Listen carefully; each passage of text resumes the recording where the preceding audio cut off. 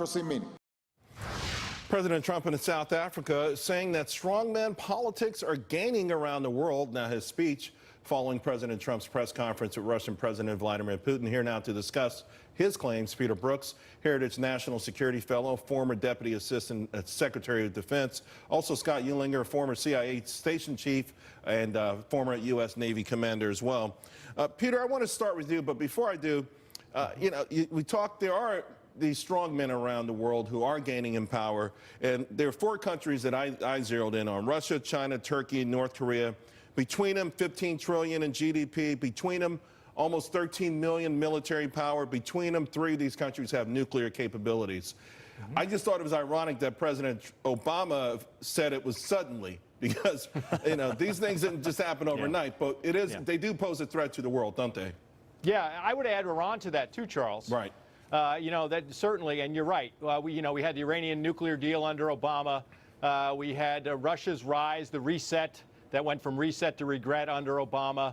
North Korea, we had what they called strategic patience, which meant we didn't have a policy, and they increased their nuclear missile capabilities. And of course, China has been pushing itself and increasing its comprehensive national strength. And of course, they started building those artificial islands in the South China Sea during Obama. So I'm not sure exactly what President Obama was getting at, but I think there's reason for him to be cautious in his words. Well, I mean, listen, it's fine. He's ex-president. He can opine. I do believe all of these things began on the sort of a feckless. But the suddenly thing is what gets me. Yeah, I know. And of course, it was a sort of feckless apology tour that started it all. I think these kind of people see that as weakness. And now we're at a point where we must deal with it, though. How do we deal with it? Because, I don't know. The belligerence isn't going to stop, but the threat keeps increasing. That's true. I think it's interesting, in particular, the case of Turkey, which I think is a real situation where, had the Obama administration been stronger, it would have been able to check the assumption of dictatorial powers by Erdogan, because that happened over the past 15 years or so. That was the one that was perhaps the most preventable of the four strongmen that you listed.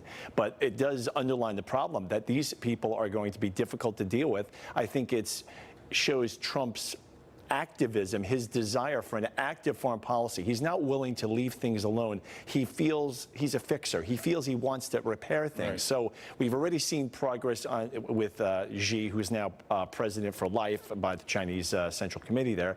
And obviously he's engaged with Russia and North Korea already. So I guess the last piece in that puzzle will be Erdogan. So I think we can probably look in the next 8 months or so that he may start trying to establish some kind of dialogue there, because that's a particularly problematic one. Because Turkey is a member of NATO. Sure, it gets a little dicey there. Peter, this also is tough to negotiate. If you're a president, whether 4 years or 8 years, most of these guys think they'll be around long after President Trump is gone, whether he gets another round in office or not. Right. And they don't have a Congress to worry about. They don't have a press to worry about. How do we negotiate with these folks, even as they're building their military might? And again, going against norms, diplomatic norms and societal norms that we've become accustomed to. I mean, they pose a great threat to this world, don't they?